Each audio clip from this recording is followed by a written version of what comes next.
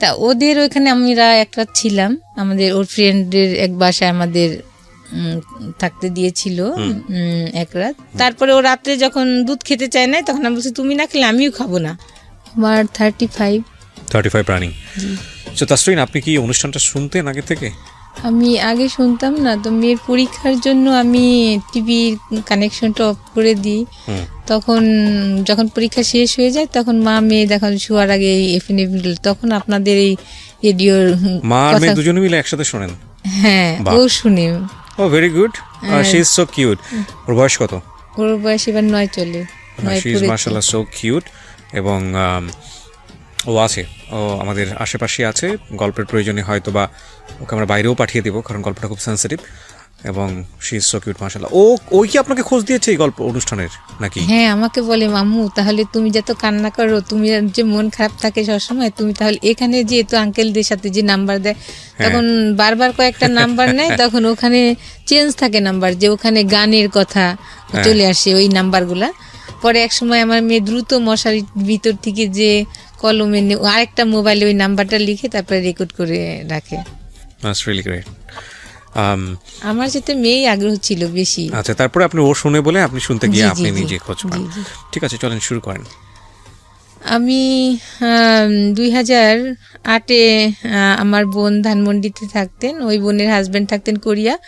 তখন 2 ছেলেকে পড়ালেখার জন্য ওই বোন থাকতেন। তখন ওই বোনের বাসায় আসি। ওই নিচে আমার বাচ্চার বাবার ফুপু থাকতেন।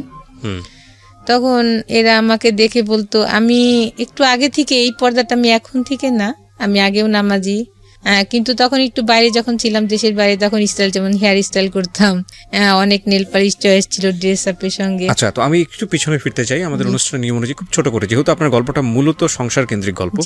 তার আগে আমি একটু জানতে চাই যে আপনার ফ্যামিলি সম্পর্কে, লাইক আপনার বাবা কি করতেন, আপনার কয় ভাই বোন ছিলেন? আমার বাবা রোডস অ্যান্ড হায়ার প্রথম শ্রেণীর ঠিকাদার ছিলেন। আমার বাবা স্ট্রোক করে মারা যান 2003-এ। তখন আমি বাইরে যাই, আমার বোন, দুলাভাই আর বোনের ছেলে ছিল তখন। ওরা বাইরে ছিল আগে থেকে? জি। তখন আমি এক সময় বলেছিলাম যে আমাকে নিয়ে যেতে ওই দেশে। কোন দেশে? দক্ষিণ কোরিয়াতে। দক্ষিণ কোরিয়াতে। তখন আমার দুলাভাই বলেন, আরে আনমেড মেয়েরা এখানে আসে না, এটুকুই শেষ, হ্যাঁ, আর কোনো কথা নাই। তার কয়েক মাস পরে আমার বাবা স্ট্রোক করে মারা যান। তখন আমি খুবই আপসেট হয়ে যাই, কারণ আমি সবার ছোট ছিলাম। আর আমার বাবা কিছু হলে আমাকে বলতো পানি খাওয়া, কিংবা বাসায় এসে গেট খুলে বলতো যে তুমি দরজা, আমার নাম ধরে বলতো দরজা খুলে। আমার দাদি মারা যাওয়ার পরে আমাকেই ডাকতো। দেখা যায় ভাইরাও অনেক কি করতো, আমার বোনরাও আবদার করলে, সবার ছোট ছিলাম, দেখা যায় বাবা ঈদে আলাদা দিয়েছে, বোনরা আলাদা দিয়েছে, ভাইও আলাদা দিয়েছে, এইভাবে। আবার 3 ভাইয়ের বেতনের টাকাও মাঝে মাঝে আমার কাছে রাখতো, কারো টাকা চোপার নিচে রাখতাম, কারো আলমারিতে রাখতাম, দেখা যায় বাবা। কিন্তু আমি কখনোই, আমার একটা অভ্যাস ছিল, টাকা আমি নষ্ট করতাম না, এখনো না হলে এই ঢাকাতে আমি ধানমন্ডিতে টিকে থাকতে পারতাম না। যে বোন যেটা দিচ্ছে সেটা আমি আজকে 7 বছর চলে এভাবে চলি। আমার বোনও বলে যে আসলে ওই সংসার জীবনে অনেক। ঠিক আছে, বুঝতে পেরেছি আপনার পরিবার সম্পর্কে। কয় ভাই বোন আপনারা? আমরা 3 ভাই 6 বোন। 3 ভাই 6 বোন।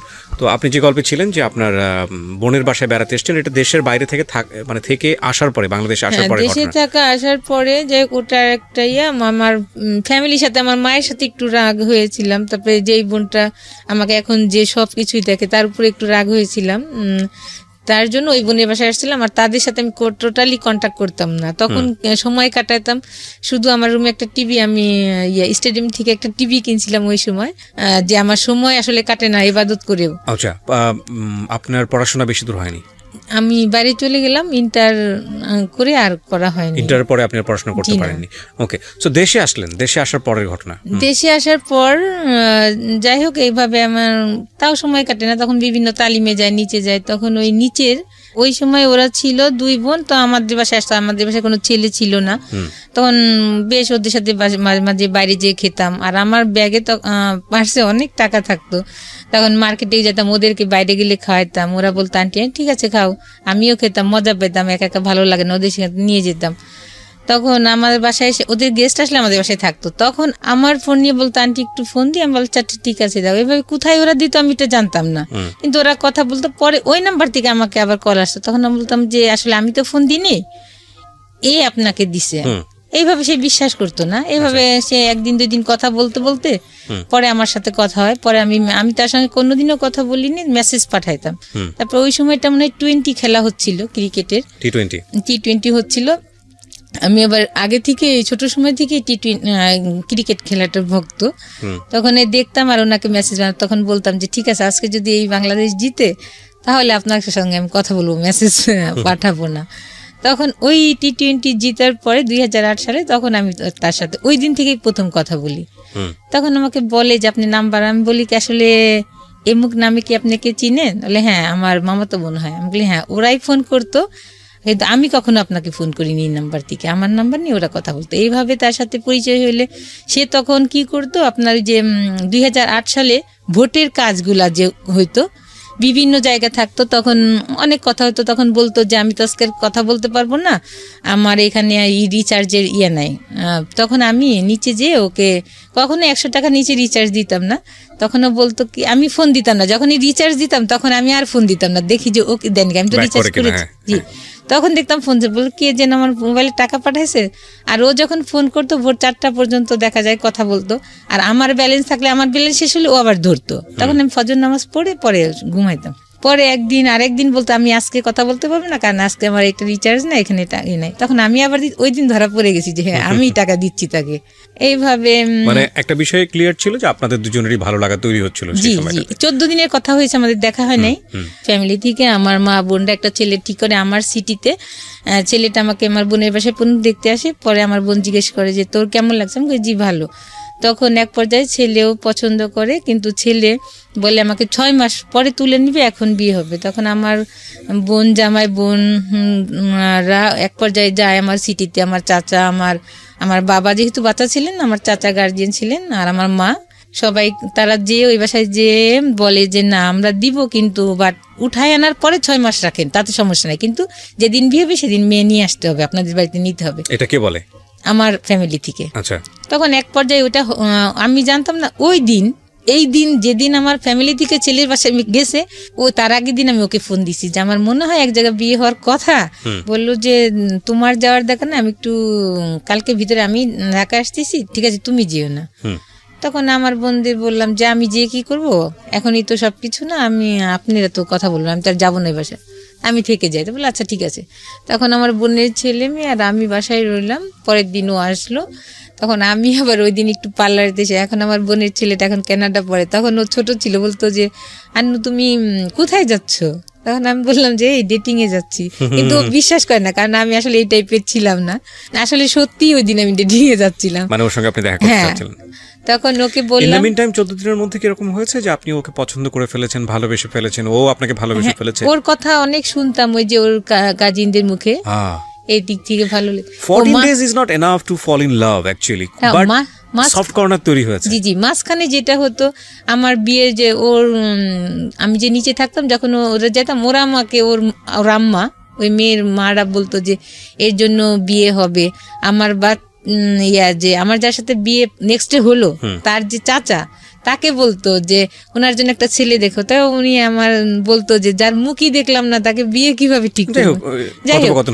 হ্যাঁ, তখন ও আসার পরে আমি তো তখন আমার 10,000 টাকার একটা ঈদে নিয়েছিলাম, ওই সময় 10,000 টাকার একটা 3 পিস, অনেক কাজ করা বাইরের ড্রেসটা ছিল, ওটা পরে গেছি। তারপরে অনেক সাজছিও পার্লারে যে, তারপরে এখন গুড়ি গুড়ি বৃষ্টি হচ্ছিল, তা আমি রিক্সায় বসা।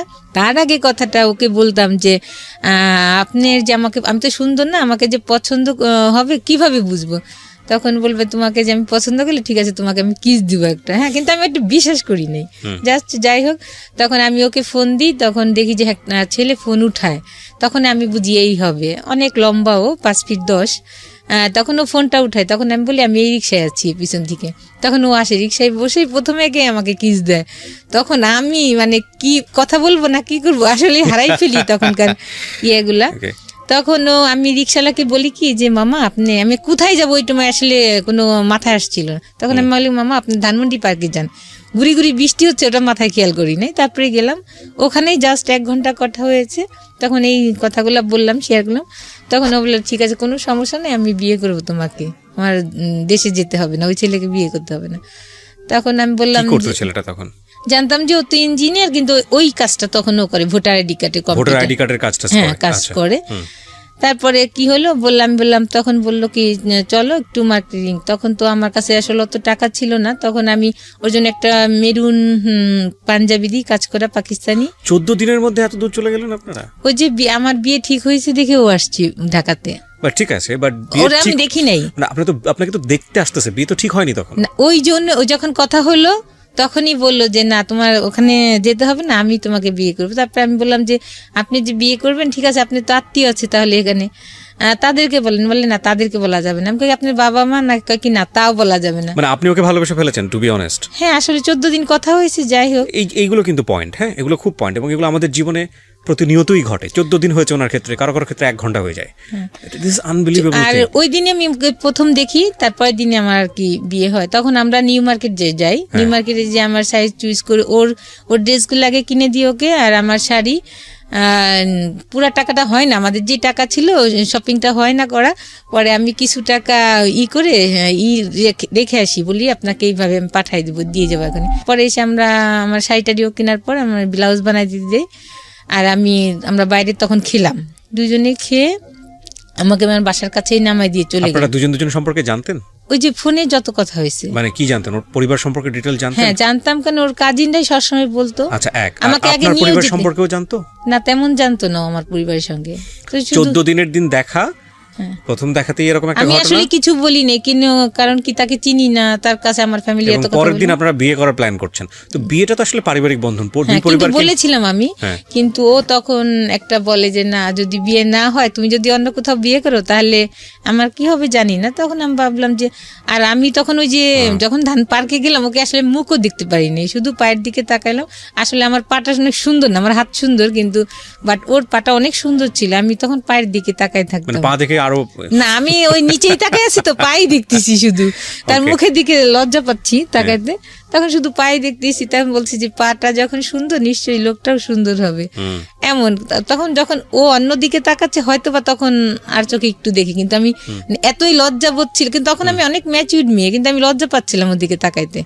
ফোনে কথা হওয়ার দেখা অনেকটা একটু থাকে, ব্যতিক্রম থাকে। তখন যখন ফেস টু ফেস কথা কই তখন লজ্জা ছিল, কিন্তু ওকে আমি অনেক টাইম ওর মুখের দিকে তাকাইতে পারিনি। যাই হোক, এক পর্যায়ে তখন ও মার্কেটে নিয়ে যায় এগুলা কিনা হয়, তখন আমি ওর ওই কাজিনের মায়ের কাছ থেকে আমি টাকাগুলো নিই। তখন আমার ব্যাংকে যাওয়ার ছিল না, পরে ওখান থেকে 6,000 টাকা নিয়ে আমি আরো মার্কেটের ওখানে দোকানটা দিয়ে আপনারা নিজেরা শপিং করেছেন। পরে ও আমাকে রেখে গাজীপুর এক ফ্রেন্ডের বাসায় যায়। আমি কালকে তুমি রেডি হয়ে থাকো, আমি তোমাকে নিতে আসবো। অনেক বৃষ্টি থাকে, এত বৃষ্টি, আমাকে সিএনজি করে নিতে আসে। ওই দিন আমি একটু সাজি যে আজকে যখন আমার একটা দিন, তখন সে যে ওর ওই ফুপুকে আমি সালাম করতে যাই, আমি বলি কি দোয়া করেন, বলে হ্যাঁ আপনার মনে আসা পূর্ণ, কিন্তু সে জানছে না যে তারই আসলে ভাইয়ের ছেলে। যাই হোক, পরে ওখানে অনেক ওরা অ্যারেঞ্জমেন্ট করে, গাজীপুর সালতা আমার বিয়ে হয়। বিয়ে হলে বিয়ে ছিল ওর ফ্রেন্ডরাই ছিল, আমার কেউ ছিল না আমার পক্ষে। তখন এক পর্যায়ে কাবিনের টাকা বেশি লিখেছে, 4 লাখ টাকা কাবিন হয় দেখে। একটা বিষয় খুবই খেয়াল করার মতো, সেটা হচ্ছে ঘটনার যদি একদম 2 লাইনে সাম আপ করি, উনি যাকে বিয়ে করলেন ওনাদের নিচ তলার ভাড়াটিয়া, যার সঙ্গে ওনার একটা সম্পর্ক ছিল, এই অর্থে 2 বোনের সঙ্গে উনি বাইরে মাঝে মাঝে আউটিং করতেন। তারা ওনার ফোন ব্যবহার করে যে ভদ্রলোককে উনি বিয়ে করলেন তাকে ফোন দিত। তো এইভাবে আসলে ওনার সঙ্গে কথোপকথন একটা পর্যায়ে, এবং 14 দিন কথোপকথন যেটা হয়েছে যে উনি অনেক বেশি লোনলি ছিল। ইতিমধ্যে উনি বাড়ি থেকে রাগ করে ওনার বোনের বাসায় আছেন, ওই সময়টাতে উনি টাইম পাস করছেন, বিভিন্ন রকমের কথাবার্তা বলতো ওই ভদ্রলোকের সঙ্গে। ইন দ্য মিন টাইম ওনার বাড়ি থেকে বিয়ে ঠিক করা হয়, সেটা ওই ভদ্রলোক জানতে পারে। জানার পরে ওনার সাথে ফার্স্ট দেখা, ইমোশনালি ওনারা একটা সিদ্ধান্ত নিয়ে ফেলেছেন, দে উইল ম্যারি। এবং যেখানে মেয়ে পক্ষের কোনো গার্জিয়ানই উপস্থিত নাই, ছেলে পক্ষের কয়েকটা ফ্রেন্ড আছে। এই বিষয়গুলো খুব খেয়াল করার মতো। আপনারা হয়তো গেস করছেন যে পরে কি হবে না হবে, বাট এগুলো আমাদের প্রাত্যহিক জীবনে হয়। হওয়ার পরে আসলে কি হয় সেটাও খুবই লেসন আছে আজকের এই স্টোরিতে। হ্যাঁ বলেন। তারপর ওখানে নিয়ে যে বিয়ে হয়, তখন ওই কাবিনের টাকা করতে যে টাকা থাকে না, তখন আমার গলায় চেন ছিল, চেনটা রেখে আমি ওখান থেকে কিছু লোন করি, যে টাকা আমি পাঠিয়ে দিলে চেনটা নিয়ে যেতে। তারপরে এভাবে বিয়ে করে আমরা দুজনে একসঙ্গে আসি। আসার পরে ওই দিন আমার বোন ছিল না, ওই যে আমার ছেলে পক্ষ দেখার জন্য যে সবাই গেছে দেশে, ওই দিন বাসা ফাঁকা। তখন আমি বলি কি থাক, কোথাও যাওয়া থাকে না, আমাদের বাসায় যে উঠি। তা ওদের ওইখানে আমরা একটা ছিলাম, আমাদের ওর ফ্রেন্ডের এক বাসায় আমাদের থাকতে দিয়েছিল এক রাত। ওরা অনেক ফুল টুল দিয়ে ওখানে অনেক কিছু ওরা সাজায়, আমাদের অনেক বাসর রাত আপনাদের? জি, বাসর রাত ওরা ওখানেই করে, আর আমাকেও বরণ টরণ করা যেটা এটাও ওরা করে এগুলা। তারপরে ফিতা দিয়ে আমাকে ফুল দিয়ে গেট রুমে ঢুকায়। তারপরে পরের দিন আমরা চলে আসি। আমি বলি তাহলে আমার বোন তো নাই বাসায়, আমাদের বাসায় উঠি, অনেক রাত্রে আসি। তারপরে ধানমন্ডির এসে 27 বসে আমরা ফুচকা খেয়ে বাসায় ঢুকি। খাবার খেয়েছিলাম কিনা জানি না। তখন বাসায় এসে থাকি, বাসায় আবার আরেকটা মা মেয়ে থাকতেন ওই বাসাতেই, বড় বাসা ছিল, আরেকটা রুমে ওনারা থাকতেন। তখন আমি উঠলে পরে ওনারা আবার আমাদেরকে শরবত, মিষ্টি না ওই সময় একটা শরবতই আমাকে খাওয়াছিল মনে আছে। তারপরে আমি ওই কয়েকদিন রান্না করিনি, ওনারাই রান্না করে দিত। আমি ওনারা বলতে কি ওনারা আপনার হাজবেন্ডের আত্মীয় ছিল? না, তাহলে ওনারা অন্য পার্সন ছিল ওখানে ওই একটা বাসা জানতো আপনাদের সম্পর্কে, আপনারা দুজন ওখানে থাকতেন? যে আমি বলছি খালাম্মা আমি বিয়ে করছি, তখন বলছি যে নিচে ওর আত্মীয়, তখন ওনারা চিনে। যা কয়েকদিন থাকার পরে তখন ওই মহিলা মাঝখানে জানি না, তার ছেলে ম্যারিড ছিল কিন্তু আমাকে খুব ডিস্টার্ব করতো। আমার বোনকে আমি বলেছি অনেকবার, ওই যে মুরব্বী কি মা ছেলে মাটা। তারপরে আর কিছু বলি না। যখন আমি বিয়ে হয়ে আসছি, তারপর আমাকে রান্না টান্না করে আমাদের দুজনকে খুব আদর যত্ন করছে। মাঝে যে নিচে ওর ফুপুকে যে আবার উনি এইগুলা করছে আমি জানি না। পরে উপরে আছে, তখন আমাদের রুম বাইরে থেকে তালা দেওয়া যে ওরা নাই, কিন্তু উনি কি বলছে যে ওরা ভিতরে আছে। এখন আমাদের দুইজনের তো অনেক ওয়াশরুম চাপছে, কিন্তু বেরোইতে পারছি না। ওরা যাচ্ছে না 12টার পর্যন্ত এই বাসাতেই, ওরা মা মেয়ে ওর কাজিন ওর ফুপু ওরা বাসাতে। তখন এক পর্যায়ে ওরা আর কতক্ষণ থাকবে, তখন ওরা নিচে যায়। তখন আমরা ওই 12টার সময় আমরা বের হয়ে ওয়াশরুমে যাই, যে পরে আমি কেন জানি আমার মনে হয় আমি একটু রেডি হয়ে বাইরে যাই। পরে ওই বিয়ের শাড়িটা আমি পরি, ও পাঞ্জাবি পরে, দুজনে পরে। পরে আমি বলি কি, ওনার যে মেয়েটা থাকতো, যে আমাদের সাথেই আরেকটা যে ইয়ে থাকতো খালাম্মা, ওনার মেয়েটা, আমি বলি কি আপা আমরা একটু বাড়িতে ঘুরে আসি। কেন জানি আমার মাথায় আল্লাহর তরফ থেকেই হয়তো বা, কারণ নাহলে ওইখানে গ্যাঞ্জাম হতো পরের দিন। পরে আমার বোনের বাসায় যাই, বলি আমি সরাসরি উঠে, যে ওকে আবার বলি নাই যে আমি আমার বোনের বাসায় যাই, চলো রিক্সা নিয়ে যাই। আপনারা উঠেছেন কোথায়? আমার ওই যে আরেকটা বোন যে ছিল, যে বোনটা কোরিয়া থাকতো, ওর না আপনি বিয়ে করে উঠলেন কোথায়? ওই বাসাটাই, ওই নিজের বোনের বাসাতে? জি। ওই বোন জানতো যে আপনারা বিয়ে করে এসেছেন? না, ওই বোন তো ওই যে বললাম না বাসায় ছিল না, যে আমার জন্য ছেলে দেখতে গেছিল সবাই দেশে। মানে ওই বাড়িতে আপনার আত্মীয় স্বজন কেউ ছিল না যেখানে উঠেছেন? বোনের ছেলে, কারণ একটা ছেলেকে নিয়ে গিয়ে আপনি উঠতেছেন, বাসায় মানুষজন সন্দেহ করবে না? না, তখন ওই যে ওই খালাম্মারা ছিল, বলছি আমি যে বিয়ে করছি আমি। খালাম্মা বলতে কোন খালাম্মা এটা? মানে আমার বোন, ওখানে তো বড় ফ্ল্যাট ছিল, দেখা যায় একটা রুমে ওই খালাম্মা তার মেয়ে ছিল, খালাম্মার হাজবেন্ড ছিল। এই খালাম্মাটা কি ধরনের খালাম্মা? ওই বাসায় থাকতো আমরা, যে আর কি আপনাদের সাথে ভাড়া থাকতো? হ্যাঁ, জি জি। আচ্ছা, ভাড়াটিয়া ছিল। তার আমার বোনরা তো সবাই মিট হয়ে গেল আমাদের বাড়িতে ওই ছেলে দেখার জন্য। ওই ফাঁকে তো আমি একটা খারাপ কাজটা করেই ফেললাম। যাই হোক, তখন বাসায় উঠি, তখন উনাকে আমার তো বলাই লাগবে, আমি বাসার ভিতরে আসছি একটা ছেলে নিয়ে, আমি বলবো না। তারপরে আমি 2 দিন না 3 দিনের মাথায় পরে আমার ওই বোনের বাসায় আমি যেয়ে উঠলাম রাত, তখন 12টা 12:30 বাজে, বললাম যে আমি বিয়ে করছি। তখন আর কিছুই বলে না, আমার বোন হাসলো, কারণ আমি তখন ম্যাচিউরি ছিলাম। আর আমি মাঝে ওই যে একটা ব্যাপারে ভাই বোনদের উপর রাগ হয়ে বিয়েই বসতে চাইনি, বলছি বিয়ের কথা শুনতেই পারতাম না। ঠিক আছে, আমরা স্টোরি দিকে আগে। হ্যাঁ, তারপর যাই হোক, তারপরে বিয়ে করার পরে এখন পর্যায়ে তো তারা জানছে। পরে ওরা যে ভিতরে সব আমার শ্বশুরকে ফোন করে বলছে চাচা চাচা, আমি জানি না এগুলা। পরে আমাদেরকে ফোন না, আমি ড্রেস নিতে আসি বাসায়, আমার বোনের বাসায় আমি থাকি। আমার বোন বলে কি যাওয়া দেখা নাই, ওখানে কে রান্না বাড়া তোর দিবে, তোর এখানেই থাক। পরে আমি ড্রেস আনতে যাই, ওর ড্রেস, পরে ওর শু আর ড্রেস আমি ব্যাগে নিয়ে আসতে, তখন দেখি যে ওর ফুপু তো বোন তালা দিয়ে রাখে গেটের, মেন যে গেট নিচে কেচি গেট। কি ব্যাপার তালাকে? ওদের বাসায় বলি আপনি চাবি দেন তালাকে। ওদের বাসায় যাওয়ার পর ওরাও বাসা থেকে তালা দিই, কি ব্যাপার? তখন আমাকে ওদের বাসায় আটকানোর পরে ফোন দিলে আমি ফোন দিই, আমার বোন আমার দুলাভাই যায়, কিন্তু ও যায় না। না গেলে ওখানে প্রথম দেখি ওর বড় চাচাকে, আর আরেক চাচা, 2 চাচা আসছে। পরে 3-4 ঘন্টা আমাকে আজে বাজে কথা বলছে ওর ফুপু। এর মাঝে বলে আমাকে, ওই সময়টা আমি শুনি, ও চাচারাও বলে যে এই ছেলে তো ভালো না, তুমি যে বিয়ে করছো না জেনে, ওর তো একটা ছেলের সাথেও অ্যাফেয়ার ছিল। তখন বলে ওরা, ওই সময়টাকে আমাকে বলে যে একটা ছেলের সাথে অ্যাফেয়ার ছিল, ওই ছেলের জন্যই ও গলায় দড়ি নিতে চাইছে, কেরোসিন গায়ে ঢেলে ও আত্মহত্যা করতে চাইছে। আমি এর কোনো কিছুই বলি না, কিন্তু ভিতরে বলি আল্লাহ এখন আমি কি করবো। তখন মেন লজ্জা পাচ্ছিলাম, ওখানে বোন জামাই ছিল, আমি যদি একা শুনতাম কথাগুলা আমি লজ্জা পেতাম না, কিন্তু কষ্ট পেতাম, কিন্তু আমি মনে হচ্ছিল কি আল্লাহ মাটি, কিন্তু ওরা যে বকাবাজি করতেছে ওইগুলো আমার কানে যাচ্ছে না, আমি খালি এইগুলো আমার বোন দুলাভাই শুনতে। যাই হোক, তা আমি ওই সময় ফার্স্ট জানি এগুলো। এখন আমি কি করি, আমি না কিছুই বলি নাই।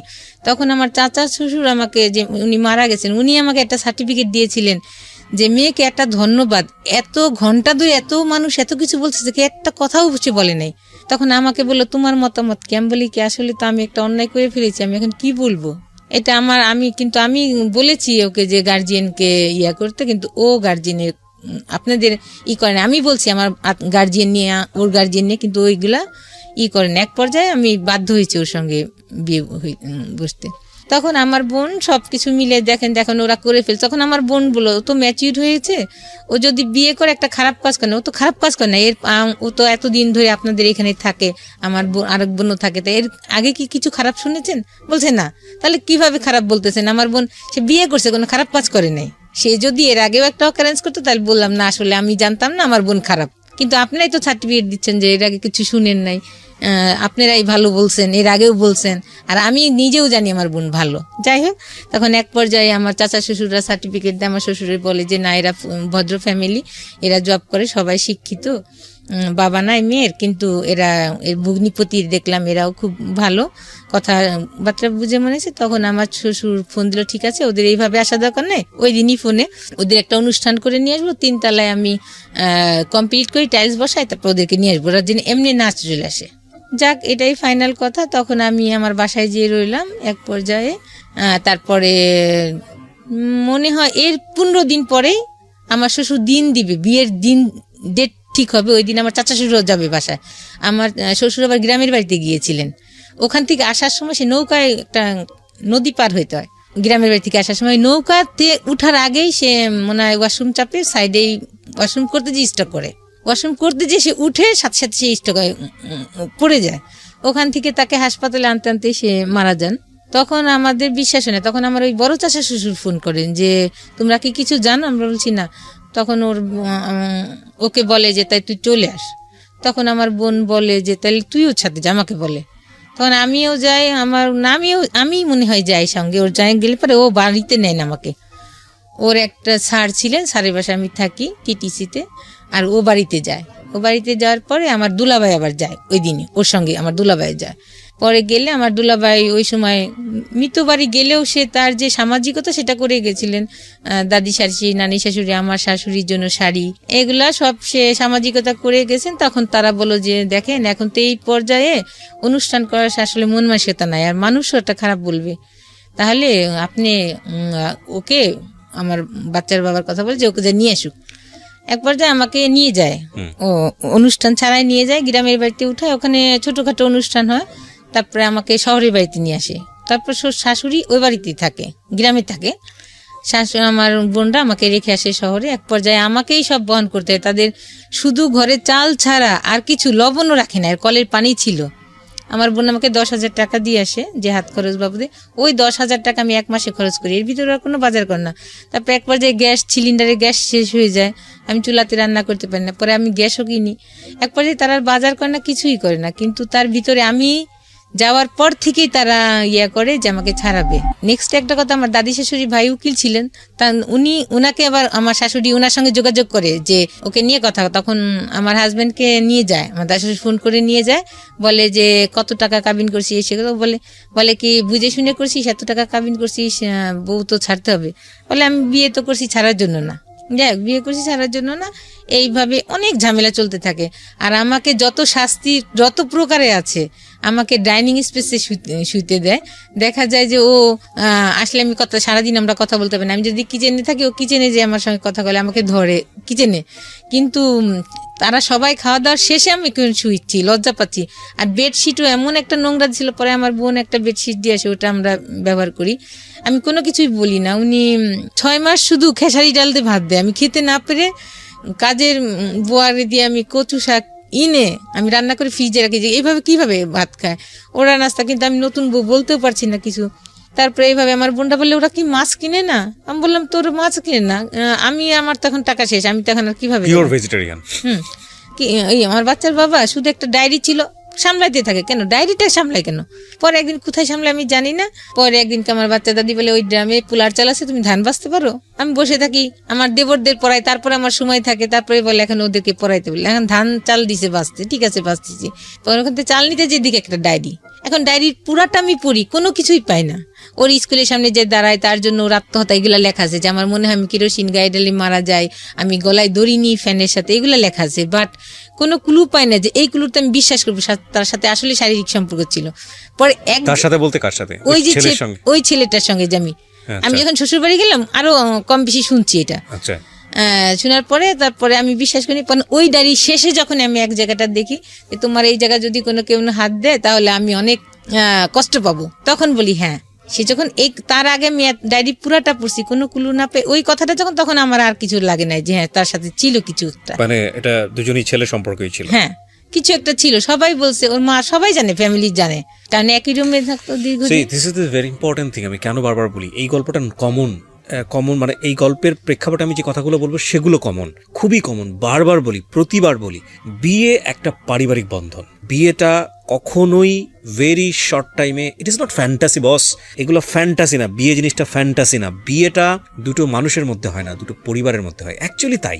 এবং ভালো করে একটা মানুষকে না জেনে, না বুঝে, না শুনে কখনোই এই সিদ্ধান্তটা নেওয়া উচিত না এবং উচিত না।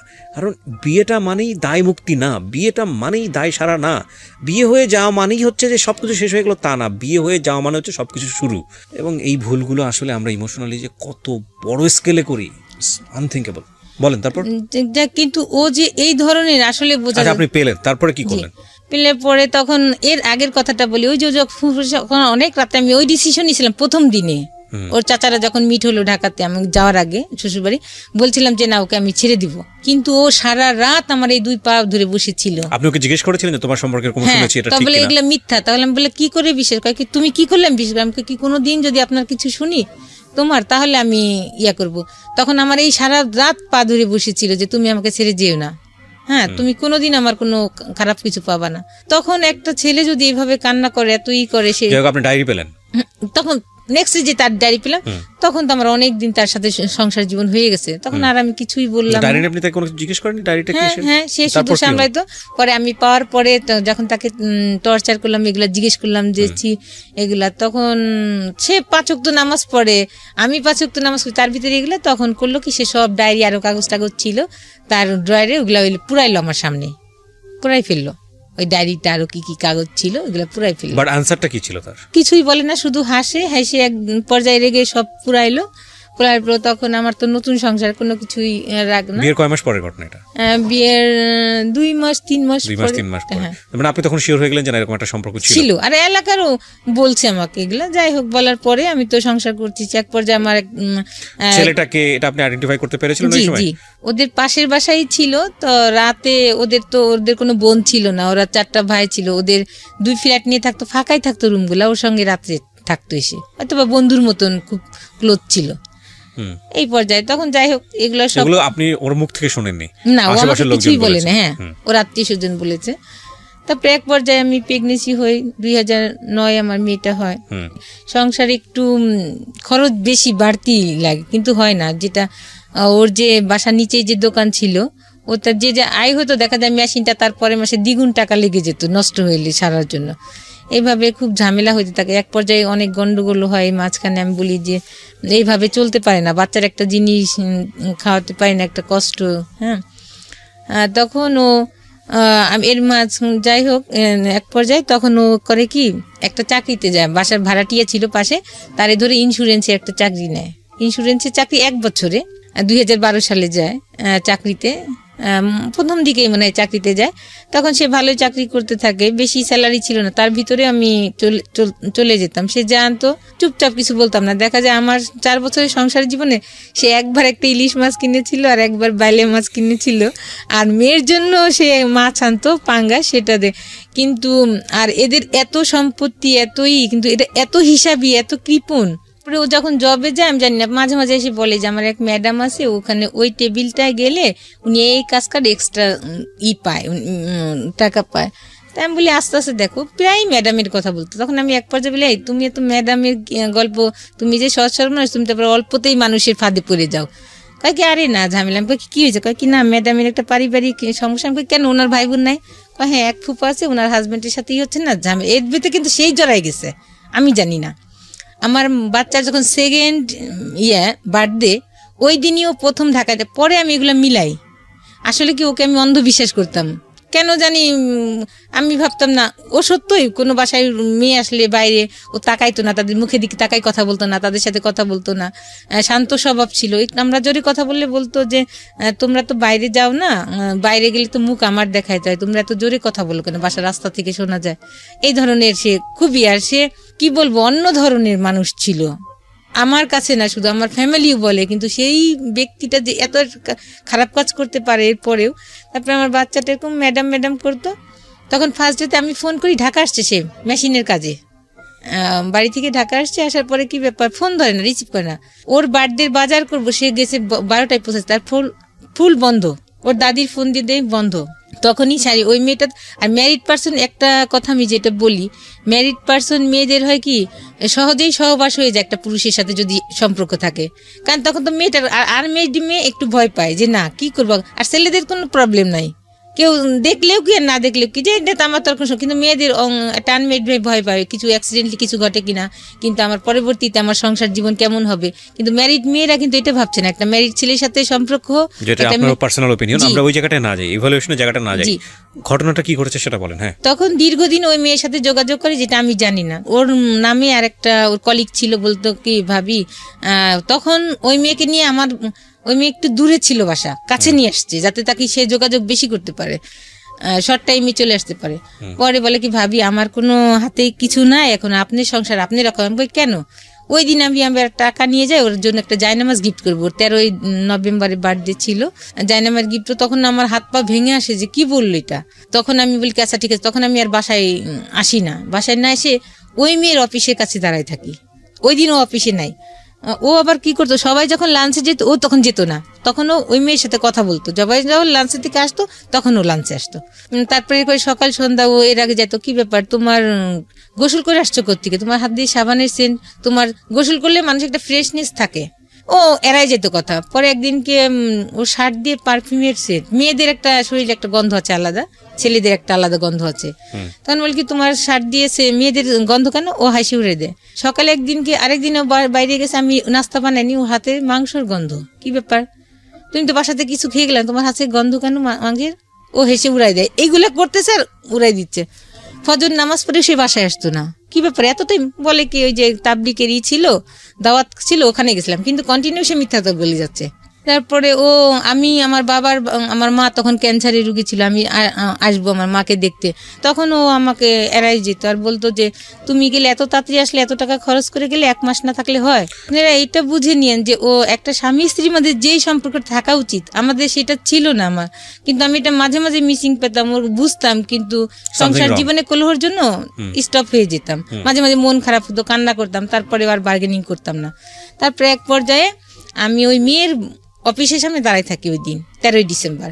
আর আমি মার্কেটে যে ওর জন্য জায়নামাজ কিনি না, দাঁড়াই থাকলে পরে ওই মেয়েটা অটোতে উঠে, আমি পিছনে অটোতে উঠছি। দেখি যে বাসার সামনে সে, ওর বাসার সামনে নেমে হেঁটে যাচ্ছে, আমি পিছনে, মেয়েটা যায় আর পিছনে পিছনে তাকায়। তখন মাঝখানে আমাদেরই এক পরিচিত মুয়াজ্জিন আছে, উনি আবার ওই সাইডে দোকান দিছিল। তখন বলে হ্যাঁ ভাবি, আমি তো ভাইকে দিক দিয়ে মাঝে মাঝে যাওয়া দেখি, সকাল সন্ধ্যায় যায়। আমি মেয়ের পিছনে পিছনে যে বাসাটা দেখে আসি। তখন আমি কনফার্ম হই না যে আসলে তার সাথে সম্পর্ক। পরে আমি বাসায় আসি, বাসায় আসলে পরে এক পর্যায়ে ওর যে নিচে দোকানটা থাকে, ওই দোকানের ড্রয়ারে পাসপোর্ট থাকে ওর, আর কিছু টাকা থাকে। আর আমার বোন আমার মেয়েকে যে ব্যাংকে নতুন টাকা দিছে বান্ডিল সহ, সেটাও আমাকে জানায় না, ওইভাবে রেখে দিছে, টাকাটা খরচ করে নেয়। ওই টাকাগুলো নিয়ে আমি বাসায় উঠি। ও অফিস থেকে বাসায় এসে দেখে ড্রয়ার ভাঙায়, আমাকে অনেক সার্চ করে, আমি কিছুই কথা বলি না। তখন ও বাসা থেকে চলে যায়। তখন আমি এক ভাড়াটিয়াকে বলি যে মামি, আমি একটু এই ঘটনা, আপনি আমার সাথে একটু চলেন। তখন উনি আমার সঙ্গে যায়, যে একসঙ্গে আমি আগে যে মেয়েটাকে ফলো করে যে বাসা চিনে আসছি, আমি কিন্তু ভিতরে ঢুকি নেই। মেয়েটাকে আমি দেখাইনি, কিন্তু যখন আমি ও বাসাতে চলে যায় আমাকে টর্চার করে, তখন মামিকে আমি সাথে নিয়ে যেয়ে দেখি যে দুজন একই সাথে, তখন আর আমি সহ্য করতে পারি না। মামিকে রেখে আমি ওকে বলি যে তুমি এগুলা করতে পারলে, এক পর্যায়ে হাতাহাতিয়া। তখন ওই মেয়েকে আমি গায়ে দিই যে এই, তার আগে আমি ওই মেয়েকে সাবধান করে আসছিলাম যে আমার একটা বাচ্চা আছে, এর আগে যে আপনি আমার সংসারটা নষ্ট করেন, ওকে আমি ভালোবেসে বিয়ে করছি ওকে, আপনিও আমার সংসারটা নষ্ট করেন। বলে কি আপা আপনি কি বলেন এগুলো? তখন আমাকে নাস্তার সাথে, আমি কিছুই খাইনি না খেয়ে, যাই হোক এই পর্যায়ে চলে এসে আর কথা বলি না। তখন ওই মেয়েটাকে আমি ইচ্ছা মতো মারি দিই যে তুই তো জানতি যে আমার একটা বাচ্চা ছিল, তোকে না আমি অ্যালার্ট করে দিয়ে আসছিলাম যে আমার সংসার ভাঙিস না, আমার একটা মেয়ে আছে। আর সে এই পর্যায়ে এইগুলো হয়ে যাওয়ার পরে, অকারেন্স হওয়ার পরে তার বাড়ি থেকে ভাই মারি। ও তখন ওই মেয়েটা কি করে, আমি এক পর্যায়ে করি, বাড়িওয়ালা বলে ঠিক আছে আপনি বৈধ, আপনি ওর প্রথম স্ত্রী, আপনি পুলিশ আনেন। তখন আমি সত্যি থানায় আমার বোনদের ফোন করি, আমার বোনদের এক পর্যায়েও ফোন দেয় যে আপনার বোনকে আর আমার রাখা সম্ভব না।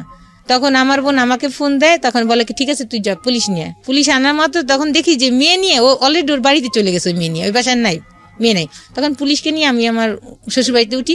উঠার পরে প্রতিবেশী যারা আছে তারা আসে, তারা টাকাটুকু দিয়ে পুলিশকে সলিউশন করে দেয়, ওই মেয়ে থাকে। এক পর্যায়ে দেখি কি আমার বাচ্চার দাদি তার রুমে নিয়ে ওই মেয়েকে উঠাইছে। তার মানে সে যদি প্রশ্রয় না দিত, তার ছেলে কিন্তু আরেকটা কথা, সেখানে প্রশ্রয় অপ্রশ্রয়ের বিষয় না, ইভালুয়েশনটা আসলে আমাদের যারা শুনছেন দর্শক তারাই মূল্যায়ন করুন। ঘটনা আপনার লাইফে যেটা ঘটেছে আপনি সেটা বলে যান। তারপরে ওখানে উঠায়, তারপরে এক পর্যায়ে কথা হয়, তখন ওই মেয়েকে ওই রাতে রাখে ওদের বাসায়, আর আমরা তো দোতলাই থাকি। কিন্তু সে এর মাঝে সে করতো কি, বাথরুমে যে মেসেজ পাঠাইতো, কথা না, বাসায় যতটুকু রাখবে সে কথা না বলতে পারলে বাথরুমে যে মেসেজ পাঠাইতো। পরে আমার গার্জিয়ানরা গেল, অনেক টর্চার করলো, তুমি এই ধরনের কাজ করতো, সব জায়গায় কি তোমার সাথেই শুধু মেয়ের দেখা, আর কারোর সাথে দেখা না? বলে হ্যাঁ আমি এটা অফিসে করি না, তুমি অফিসিয়াল কাজ, তার বাসায় বাড়িতে যেত না। ওই ঈদের কথাটা মিসিং হয়ে গেছে। সে করছে কি আমাদের বাসায় রেখে সে ওই মেয়ের বাড়িতে গেছে। প্রশ্নের উত্তর দেন, সেটা হচ্ছে আপনি যেটা বললেন যে মেয়েটাকে ছেলেটাকে আপনি একসাথে পেয়েছেন, পুলিশ নিয়ে আসছেন, তারপরে বিষয়টা কি মীমাংসা হলো আপনাদের মধ্যে? মীমাংসা কি ছিল? মীমাংসাটা ছিল আপনার সঙ্গে থাকবে আপনার হাজবেন্ড না বলে না, আমি এমনি গেছিলাম, আমি তাকে বিয়ে কিছু করি। মীমাংসাটা কি ছিল, রেজাল্টটা কি ছিল? আপনার সঙ্গে রয়েছে, হ্যাঁ আপনার সঙ্গে থাকবে, আপনি সেটা মেনে নিলেন? হ্যাঁ মেনে নিলেন। তার মানে সে ওই মেয়ের সঙ্গে যোগাযোগ করবে না। এরপরে ঘটনা সামনে দিকে, আমি আমার ফ্ল্যাটে, আমি থাকতাম দোতলায়, ওর আমার শাশুড়ি থাকতো তিনতলায়। তখন ওরা চলে, ও মেয়েকে আমার শাশুড়ি রেখে দিল, সকালবেলা পাঠাইলো। যাই হোক অফিসে আরো মানুষজন, অনেক ঝামেলা হইলো। এরপর যে আবার করলো কি, সে এর মাঝে তো অনেক ঝামেলা গেছে, অনেক কিছু হয়েছে, আমার মামা শ্বশুর সবাই আসছে, সবাই আমাকে ভোট করছে যে এই বউ, আমরা যতক্ষণ যদি কারেন্ট না থাকে, এ হাত দিয়ে কোন দিক দিয়ে যা রান্না করতেছে, খাবারও দিচ্ছে, আর হাতের পাখা নামতেছে না। সে আবার কি করলো, ওই মেয়েকে এক পর্যায়ে, এর মধ্যে তো অনেক ঝামেলা চলতেছে, ঝামেলা প্রায়ই হয়, সে কথা বলে আমি ঝামেলা করি। সে দেখা যায় যে নিচে আমরা টিউবওয়েলে পানি খেতাম, সে আনতে যেয়ে সে কথা বলতেছে, সে আসলে পানি কলসিটা টিউবওয়েলে ওখানে রেখে, আমি তো বউ মানুষ, আমি নিচে যাব না খাবারের পানি আনতে, সেই আনতো। তখন সে নিচে যাচ্ছে, হাতিম আলী কলেজের মাঠে যে সে কথা বলতেছে, মাঝখানে যে তখন মেয়ের গলায় বটি ধরছি, সত্য কথা বল, কার সাথে কথা বলছিস, না এই যে জব দিব তোর মেয়েকে। তারপরে বললে পরে সে বলে যে হ্যাঁ তুমি বটি নামাও, আমি সত্যি কথা বলতেছি। বললে পরে বলে যে ওর সাথে কথা বলতেছিলাম, কিন্তু আমার দরকার ছিল কথা। আমি দরকার তাহলে ঘরে বসে বলতা, আমার সামনে বলতাম, আমি তো কিছু বলতাম না। কিন্তু কন্টিনিউ সে মেয়ের সাথে চালাই যাচ্ছে। আবার কি করছে, যেই বাসায় যে গন্ডগোল হলো, সে কি করছে, ওই বাসা দেখে মেয়েকে আরেকটা বাসা নিছে। তখন আমার তো একটা বাচ্চা আছে, ওকে আমার সঙ্গে নিয়ে যেতে হয়। তখন আমার বেবিটা 3 বছর। তখন ওর মা বলে কি, ছেলেকে অ্যালার্ট করে দেয় যে তোর বউ কিন্তু গেছে, তুই সাবধান থাকিস। ও আর ওই পথে যায় না। আমি দেখি দূতের দাঁড়াইছি যে অটোতে উঠবে, কিন্তু অটোতে উঠে না, যে আমি ধরা পড়বে। তাই এক পর্যায়ে সে অতিষ্ঠ হয়ে আমি যে তাকে সবসময় চোখে রাখতেছি, এগুলো সে অতিষ্ঠ হয়ে যায়। তখন কি করে, এক পর্যায়ে সে মেয়ে নিয়ে চলে যায়। আমাকে বলে কি, আমি তো এই কয় তারিখে এসে যাব, ঢাকাতে যাবো, আমার কাজ আছে। স্যার আমাকে, তার মাঝখানে আমি স্যারকে এবার ফোন দিছি, এমডি স্যারকে, স্যার ও কিন্তু ওই মেয়েকে নিয়ে যাবে, আপনি ছুটি দিবেন না। স্যার আমার, আচ্ছা ঠিক আছে। তখন ওকে বলে যে তুমি তো আমার শুক্রবারেও কাজ আছে, তুমি যেতে পারবে না, বৃহস্পতিবার লঞ্চে উঠবে। কিন্তু এক পর্যায়ে যাই, বাসায় এসে এটা বলে কিছু বলি। তখন ও যেদিন নাকি ফাইনালি যাবে টাকা পয়সা নিয়ে, সেদিন আমি তো জানতেছি, আমি আবার করছি কি, 2টা আমার বাচ্চার কাপড়গুলা আমি নিচে একটা জায়গায় রাখছি যাতে কেউ না দেখে। ও যাবে, আমি এক পাশে যাবো পাশ। তখন করে কি আমি এদিক দিয়ে নিজে অস্থির হয়ে যাচ্ছি যে ও আজকে চলে যাচ্ছে ওই মেয়েটা নাকি, আর ওরও খারাপ লাগতেছে চলে যাচ্ছে, ও ভাত খেতে পারতেছে না, ও করছে কত ভাতের গুলো কত চিনি দিয়ে ঘাটছে, ওরও খারাপ লাগছে চোখ মুখ, এদিক দিয়ে আমার মাথা ঘুরাচ্ছে, আমি মাথায় তেল পানি দিচ্ছি কিন্তু ওকে বুঝতে দিচ্ছি না যে আমি বুঝছি। তখন আমি অন্য একটা ছেলেকে লাগাই রাখছিলাম যে ও যখন যাবে ওর পিছ যাবে যে ও কাকে নিয়ে যায়। পরে হ্যাঁ ওই যায় লঞ্চে দেখে যে 2টা মহিলা, একটা মহিলার বাচ্চা কোলে আর একটা মহিলা বসে আছে চাদর পিছে। পরে তখন আমাকে আবার বলে যে দেখবো আজকে কে আগে ফোন দেয়, যে আগে ফোন দেয় সেই বুঝবো ভালোবাসে বেশি। আমি আচ্ছা ঠিক আছে, আমি তোর ফোন দিই না। ও বলে দেখে কি দেখছো, আমি তোমাকে বেশি ভালোবাসি, আমি তোমাকে আগে ফোন দিলাম, তুমি তো ফোন দিলা না। ওর মার কাছে ফোন দেয়, ওরা কই বলে করে তো দেখি না, মানে পাশে বাসায় গেছে নাকি জানে না সেও আমি যে লঞ্চ ঘাটে গেছি। পরে আমি লঞ্চ ঘাটে গেছি, তখন ওই ফোনটা রিসিভ করতে পারি না, গাড়ি শব্দ হবে দেখে আমি দূরে যেয়ে ফোনটা রিসিভ করি যে হ্যাঁ আমি বাসায় পাশে বাসায় আসছি। পরে আমি যে করি কি, ও তো অনেক লম্বা, ও করছে কি মেয়েটা ওইদিকে মুখ করে বসা আর ও হলো মুখ করা বসা সিঁড়ির দিকে। আমি সিঁড়িতে উঠা মাত্রই ও দেখে ফেলছে, আর ও খুবই চতুর, এত চতুর যেটা আমি বোঝাইতে পারবো না, ভালো যেমন তেমন চতুর। ও আমাকে দেখে চট করে উঠে গেছে। আমি করছি কি তখন মেয়ে কোল থেকে নামাই দিছি, ও করছে কি মেয়ে নিয়ে যখন আসছে তখন আমি ওই মহিলা, তখন আমি বললাম যে বাচ্চা কোলে, ওর ওই মেয়েটা ওই মেয়ের ভাইয়ের বাচ্চা কোলে। তখন আমি বললাম বাচ্চা নিয়ে কোথায় যাবে, আমি টার্গেট করিনি, বাচ্চা আবার পরে দিবে। তখন আমি ওর ভাবির পাশে আসি, ওই মেয়ে ততক্ষণে করে কি ফোন করে ওর ছোট ভাইদের আইনে ওই বাচ্চা ওর ভাইয়ের বাচ্চাকে ওকে দিয়ে তারা দুজনে তার মাঝখানে আমার বাচ্চার বাবা আমার বাচ্চাকে ওর দাদির কাছে দিয়ে টাকা পয়সা নিয়ে মাইতে বলে দেয় যে তোরা বাঁচে যা। তখন ওরা বাসে চলে আসে। তখন তো আমার এমন পজিশন, তখন আমার তখন রাত্রে আমি রাত জেগে 2টা চিঠি লিখলাম সারা রাত জেগে। আর যতক্ষণ চিঠি লিখছি ততক্ষণ শুধু আমার মেয়ের দিকেই আমি তাকাই কান্না করছি। আমার শাশুড়িকে, যে আমি এই 4 বছরে আপনার মন জোগাইতে পারিনি, কিন্তু আমার মা নাই, কিভাবে যে আপনার ভালোবাসা আমি পাবো আমি নিজেই জানি না, কি করলে আপনি আমাকে ভালোবাসতেন। যাই হোক অনেক ব্যথা পাইছি, আপনার ছেলে সংসার করতে এসে অনেক কষ্ট দিয়েছেন। ও এক পর্যায়ে চলে এসে পরে আমি ঢাকাতে আসি ওকে খুঁজি, আমি কামরাঙ্গীর চরে যে খুঁজি ওকে, এইভাবে কি ঢাকাতে মানুষ খুঁজে পাওয়া যায়। পরে আমি বোনকে ফোন দিই, যখন দেখি নিজের পা আর চলে না, তখন আমার বোন বলে তুই এইভাবে কি মানুষ খুঁজে পাবি, বাসায় আস। বাসায় আসলে পরে আমার দুলাভাই আসে সব শুনে। পরের দিন আমার দুলাভাই আমাকে নিয়ে রওনা হয়। ওদের বাসায় গেলে পরে ওর খালু খালা আর ওদের আত্মীয় স্বজন বলতে ওর চাচা ছিল না, আর ফুপুদের কোনো এলাও ছিল না। আপনারা কোথায় খোঁজেন? আমি না খুঁজে পান না, তারপর কি করেন? খুঁজে যায়, ছবি দেখাই খুঁজি যে একে কি দেখছেন, ভাড়া থাকে একে দেখছেন, এভাবে করি না। তার আমার বোনটা বলে এভাবে তুই পাবি না, চল ওদের বাড়িতেই যাই। পরে আমার বোনটা তো জব করে, বন্ধুরা ভাই ছুটি নিয়ে তারপরে যায় আমাকে নিয়ে। পরে ওদের আত্মীয় স্বজন বলতো মামারা, খালি খালারা ছিল, ওদের ফেভারে কথা বলে, ওর মামাদের এত অ্যালাউ করতো না মামা। পরে আমি আমার বোনকে নিয়ে আবার ওদের বাড়িতে যাই। পরে এক পর্যায়ে আমি যাই না, আমার বোনের বাসায় থাকে। আমার বোন আবার ওদের থ্রেট করতে থাকে যে আমার বোনকে তোরা কোথায় গুম করছিস বের কর, নাহলে তোদের নামে আমি কেস করবো। এক পর্যায়ে তাহলে ওর মা ফোন করে ছেলেকে বাড়িতে আনে। ও বাড়িতে আসার পর আমাকে একটা মেসেজ দেয়, তোমার সংসার তোমারই রয়েছে, আমি বাড়িতে ফিরে এসেছি, তুমি আসো। পরে আমার বোনটা আমাকে নিয়ে যায়, সকালে আমরা পৌঁছানোর পরে এক পর্যায়ে অনেক আমাদের আত্মীয় স্বজনও যায় ওইখানে, পরিচিত সবাই, আমার দুলাভাইয়ের যারা সার্কেল ছিল তাদেরকে নেওয়া হয়। ওদের আত্মীয় স্বজন আসার পর অনেক গ্যাঞ্জাম হয়। এক পর্যায়ে ওরা আমাকে ছাড়ানোর জন্য টাকা পয়সাও রেডি করে রাখছে ওর মা, আমরা সেটা জানি না। তখন এক পর্যায়ে আমার দুলাভাই ওকে গায়ে হাত দিতে যায়, এত বড় বিয়াদব একটা বাচ্চা আছে যেখানে, সেইখানে আমি বলি কি ঠিক আছে। পরে আমি আমার এক আত্মীয় ছিল মুফতি, তখন আমি বলি ভাই ওই মেয়েকে কিভাবে ছাড়ানো যায়। তখন বললে যে কি একটা দোয়া ছিল যিনি মুত্তাকিলা মুফাসসিল না কি বললে আমার নাম ধরে, তাছাড়া যত স্ত্রী থাকবে তালাক হয়ে যাবে। তখন আমি ভুল করছিলাম যে এটা যদি করে সে তাহলে ঠিক আছে আমি মানবো। পর এটা করার পরে সকালে শুকুর আলহামদুলিল্লাহ আমি সংসারে থেকে যাই। আমার বোনটা চলে আসার পরে একদিন থাকে বাসায়, তারপরের দিনই করে কি সে বলে যে আমি নল সিটিতে কাজে যাচ্ছি। ওর মা বলে ও কি কাজে যাবে না, তার মিথ্যা কথা বলে কাজে। আর ও করতো কি তখন বাসায় আমাদের দোতলায় থাকতো না, 3তলায় বেশি সময় কাটাতো, কারণ ওইখানে তো অবাধে সে যাত্রা করতে পারবে না, তার কোনো কেউ বাধা নাই। তখন সে ওই মেয়েকে নিয়ে ওই বাসায় পরের দিন পরে আমি ফোন দিছি, আমাকে তো বলছে যে বলে কি মেজো ফুপুর বাসায় যাবো ওখান থেকে কাজ সেরে। পরে আমি ফোন দিছি মেজো ফুপু ও কই, নিপাকে ওর সাথে পাঠাই দিন। বলে কি যে কেন কিভাবে তো আসে নাই, আমাকে কেন যায় নাই।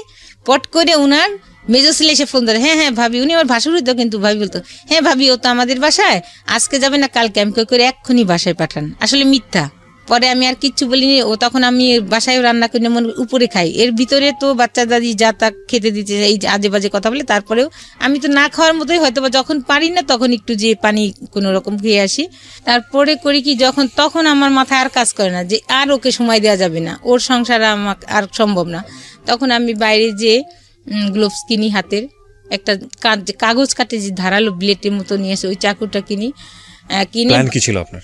প্ল্যান ছিল যে আমি যখন ওর সংসার করতে পারলাম, কোনো মেয়ে জানি সংসার করতে পারে না, এটাই আমার মাথায় ছিল মানে যে ওরা একটা এমন ব্যবস্থা করবে যাতে যাতে ও আর কোনো মেয়ের জীবন নষ্ট করতে না পারে। তখন এক পর্যায়ে ও পরের দিন রাত্রে আসে, আমি তো রেডি হয়ে বসে আছি, আমি বাসায় রেডি থেকে ও বাসায় আসে, আসার পরে উপরে দুইজন নিয়ে একসঙ্গে খাই। আমি কোনো কথা অন্য দিন কিন্তু অনেক ঝামেলা করি কোথায় গেছিলে, কিন্তু ওই দিন কোনো কথাই বলিনি। বাসায় আসার পরে আমার বাচ্চার দুধ ছিল, গুঁড়ি দুধ, ওটা আমি করি, আগেই ঘুমের ওষুধ আমি গুঁড়ি করে রাখার পরে ওর দুধে মিলাই, ওর কাপটা আমারটা মিলাই না। তখন আমি বলি ও এই খেতে কাজটা চায় না, করলে যে আপনার একটা ভয়ঙ্কর বিপদ হতে পারে, ওটা আমার তখন মাথায় কাজ করে নাই যে মানুষের এত যন্ত্রণা। শুনেন, একটা এর মাঝে অনেক কথা গেছে। শি ওয়াজ প্ল্যানিং লাইক ওর এমন একটা অবস্থা করে দেওয়া যাতে করে ও পরবর্তীতে অন্য কারো সংসার করতে না পারে, আপনারা বুঝে নেবেন আপনাদের জায়গাটা থেকে। এবং সেজন্য উনি একটা ধারালো ব্লেড কিনে নিয়ে এসছে, আরও অনেক কিছু কিনে নিয়ে এসছে। And she is planning like a pro বলতে আমি যেটা বোঝাচ্ছি যে প্রফেশনালরা যেভাবে প্ল্যান করে আর কি, ঘুমের ওষুধ টষুধ খাওয়ায়। And this is not the end, cause প্রত্যেকটা ঘটনার একটা ইফেক্ট থাকে। দেখেন কোথাকার জিনিস কোথায় গিয়ে দাঁড়িয়েছে, বলেন। এর মাঝে আমি অনেক ও বলে, আমরা জানি যে এই স্টোরিটা আসলে যদি আপনাকে ইলাবোরেটলি বলতে দেওয়া হয় এটা সারাদিন বলেও শেষ হবে না। এর মাঝে ওর আত্মীয় স্বজন যাদের, এই বোর মতো বোন, আমি অনেক পরিশ্রম করেছি, আমার জামা ছিঁড়ে গেছে কিন্তু আমি ওই বলছে জামা বানাইতে, আমি বানাই বলছি সংসারে। কয় বছরের সংসার আপনার? 4 বছরে। যে আলমারিটা হোক, এই খাটটা বানানোর পরে আমি ড্রেস নিবো। ওকে, ঠিক আছে, আপনি তারপর কি করলেন? তারপরে ও রাত্রে যখন দুধ খেতে চায় না, তখন আমি বলছি তুমি না খেলে আমিও খাবো না। তখন এক পর্যায়ে দুধটা খাওয়ার পরে সে ঘুমে অনেক কথা বলতে বলতে এক পর্যায়ে তখন আমি তার সাথে মিলন হতে চাই, কিন্তু ওই সময় ও সে হয় না। তখন আমি এক পর্যায়ে আমি দেখি তাকে, জাস্ট পরীক্ষা করেছে কি বলে, কিন্তু আমারও ইচ্ছা ছিল না। তারপরে এক পর্যায়ে সে ঘুমায় গেলে আমার যে দরকারি জিনিসগুলো, আমার ক্যামেরা, আমার গোলগুলা, আমার পছন্দের শাড়ি, আমার মেয়ের ড্রেসগুলা, কিছু যেটা লাগবে আমি একটা চাদরের উপর ফেলে বাঁধি।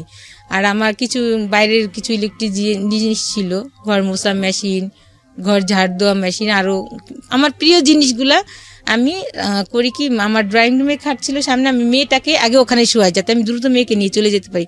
মেয়ের শীতের পোশাক পরাই ঘুম পাড়ায় রাখি, আর আমিও আগে বোরকা পরে ফেলি। পরে বলে আমি নিয়ে, তখন আমি মশারিটা নাই, আমার প্রিয় লেপ ছিল, আমার একদম পছন্দের অনেক দামি লেপ, মশারি, আমার কাটা, আমি সব ওকে গায়ে দিয়ে আসছি কেন, যাতে ও শীতে কষ্ট না খায়, ওকে মশারি না কামড়ায়। কিন্তু কাজটা করছি খুব জিদে, কিন্তু আমি চাইনি যে ওকে একটা মশারিও কামড় দিই, কিন্তু আমি ক্ষতি করছি, কারণ যে আমার মনে যে ব্যথা,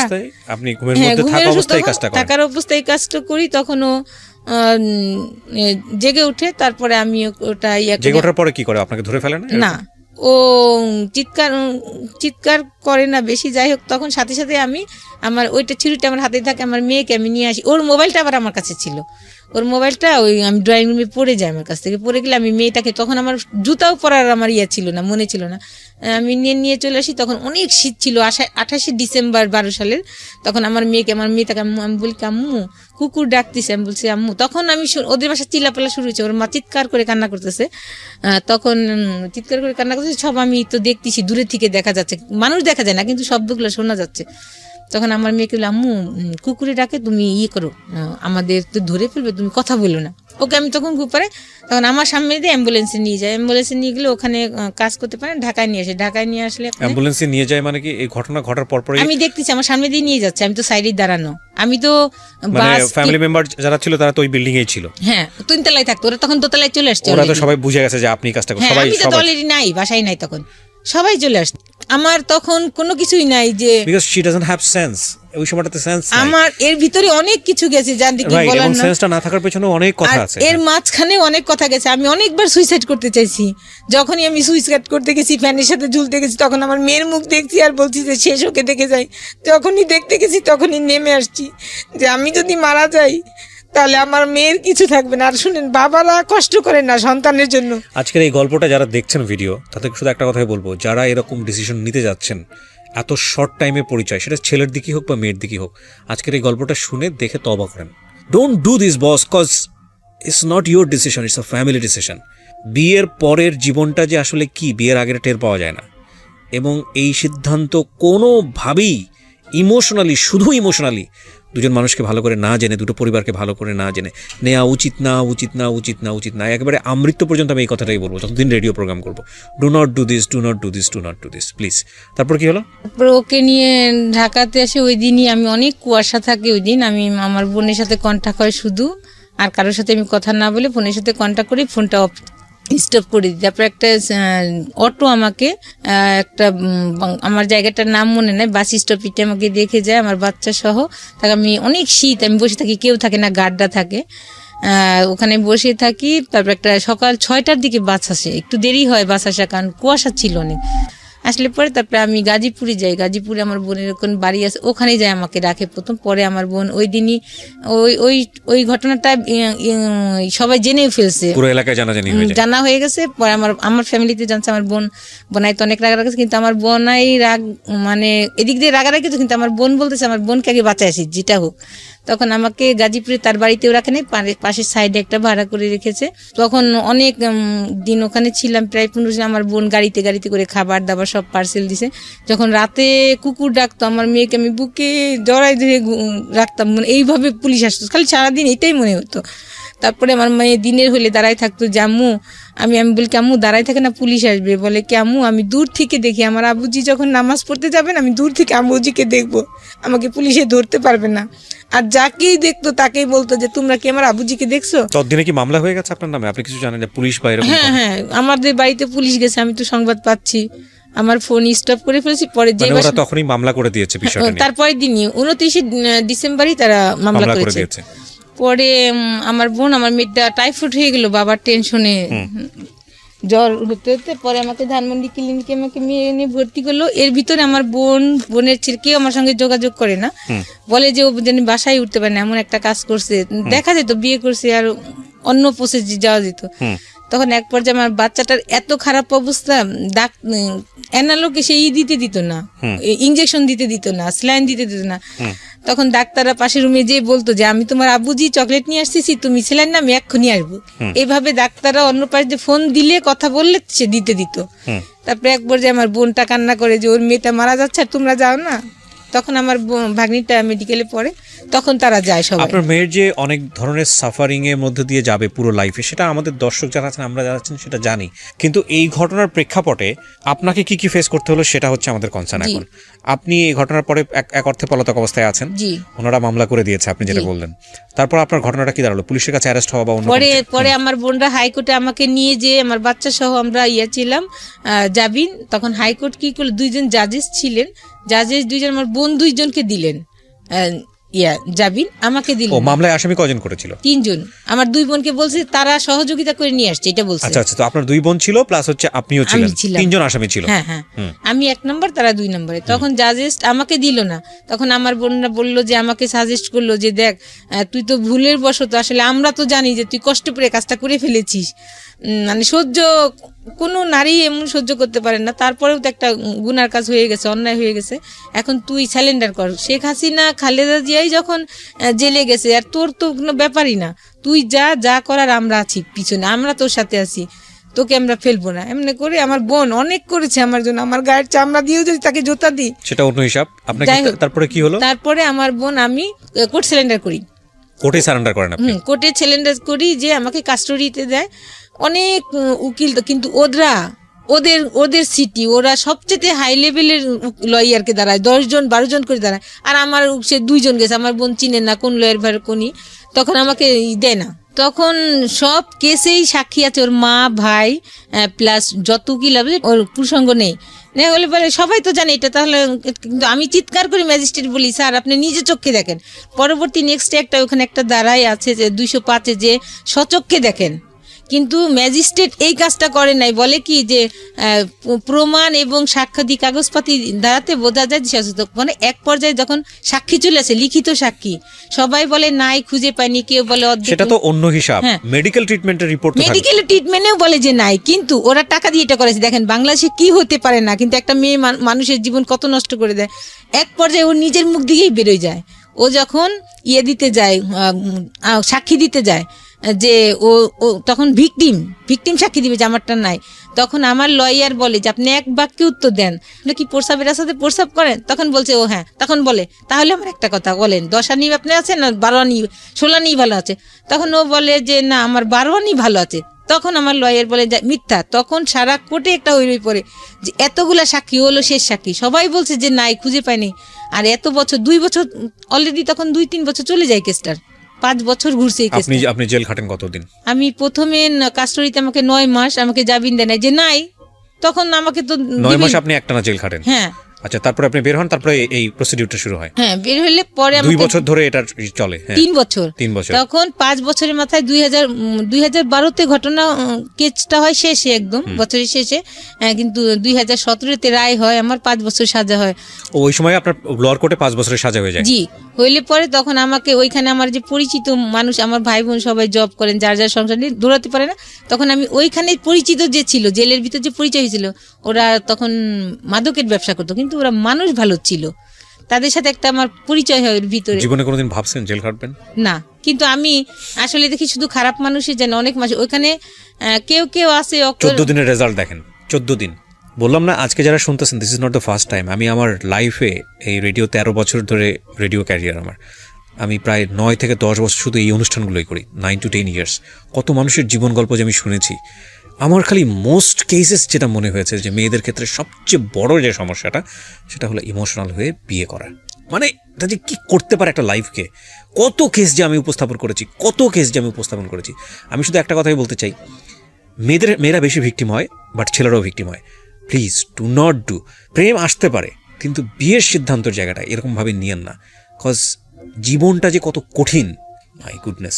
ভদ্রমহিলা আরো কি বলে শোনেন। হ্যাঁ, তারপর যেদিন সাজা হয় সেদিন ছিল বৃহস্পতিবার, আমি রবিবারে কোর্ট সিলিন্ডার করি, উনাদের কাছে টাকা পয়সা দিই যে 30,000 টাকা দিই যে আপনি আমাকে হাইকোর্ট করেন, বাকি টাকা আমি দিব। তারপরে 5 মাসের মাথায় আমাকে হাইকোর্টের থেকে জামিন দেয়। জজ কোর্টের থেকে আমাকে দেয় না, আমাকে তো মেট্রো কোর্টেতে সাজা হলো, জজ কোর্টেতে আমাকে দেয় নাই।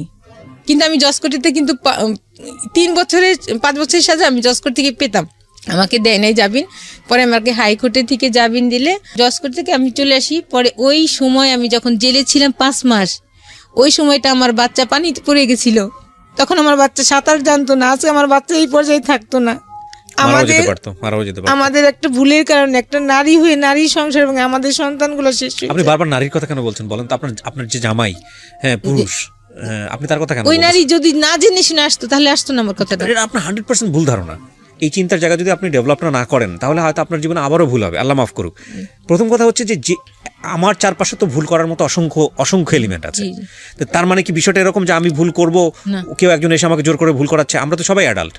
মেয়েটার দোষ দিয়ে লাভ কি? আপনার হাজবেন্ড তো থাকা অবস্থায় গেছে, যদি আপনার কথা সত্যি হয়ে থাকে তো দোষটা আপনার হাজবেন্ডের। আল্লাহ পাক আমার ইবাদত কবুল করুন। আপনাদের ইন্টারনালি কোনো প্রবলেম ছিল কি না ছিল সেটা তো আপনারা ভালো জানেন, আল্লাহ ভালো জানেন। সেটা ওইটা নিয়ে আমরা বরং ওই মেয়েটাকে দোষ না দেই। মেয়েটা যদি দোষ থেকে থাকে তাহলে মেয়েটার চিন্তা করা উচিত ছিল যে হ্যাঁ, এই সংসারটা, একটা বাচ্চা আছে, এই সংসারটা টিকে থাকা উচিত। এটা আমি আপনার সাথে একমত।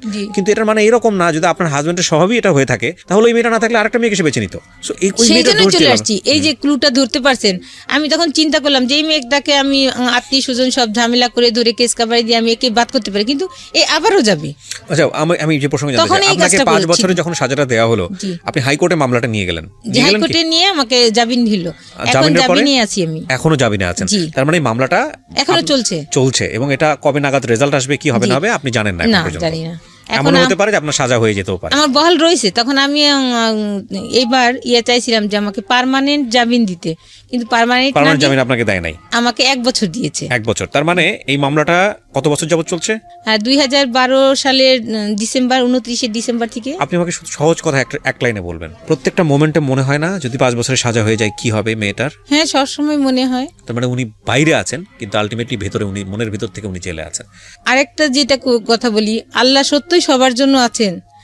আমি সবসময়, আমি 5 ওয়াক্ত না, আমি বেশিরভাগ ওখানে যখন থাকছি শুধু জায়নামাজই আমার কাজ। আমাকে সবাই বলতো যে কে খালি জায়নামাজেই বসে থাকি। আপনিও তো মামলা করেছিলেন?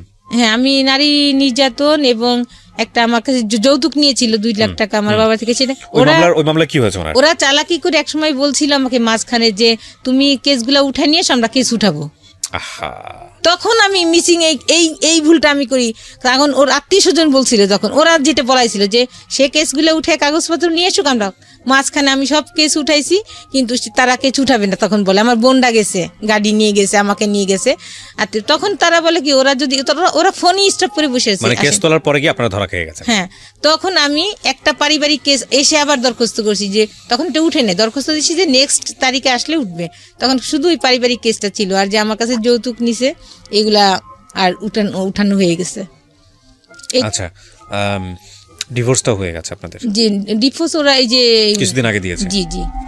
This is really touchy story এবং সহ্য করার মতো না। উনি যে গল্পটা আজকে মুখ ঢেকে এখানে বলেছেন, ওনার গার্ডস ছিল পুরো সমাজকে ফেস করার, কিন্তু ওনার মেয়ের কথা চিন্তা করে উনি আজকে ফেসটা দেখান নাই।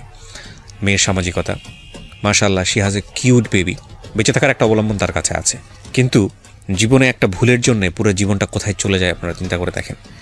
ওনাকে যে অত্যাচারটা করা হয়েছে, আমি যদি বলি যে হ্যাঁ অত্যাচার জীবনে আসতেই পারে, ঘটনা দুর্ঘটনা করতেও পারে, উনি যদি ঠান্ডা মাথায় স্টেপটা নিত যে ঠিক আছে মামলা তো আমাকে করতে হবে, পুলিশের দ্বারস্থ আমার হতেই হবে, তো ঠিক আছে ও যে অন্যায় করছে সেটার জন্য নারী নির্যাতন মামলা করি বা এটা করি ওটা করি, ঠিক আছে, ওইখানেই কিন্তু সাজাটা এনাফ ছিল। কিন্তু উনি না করে নিজে এই ধরনের একটা কাজ করেছে জিঘাংসা থেকে, যে না আমার সংসার যেহেতু হলো না, ওরা এমন একটা ব্যবস্থা করে দিব যাতে করে ও অন্য কোনো মেয়ের কাছে যেতে না পারে। এবং সেটা সে করার স্টেপ নেওয়ার পরে ওনার লাইফটা পুরোটাই বিকলাঙ্গ হয়ে গেছে।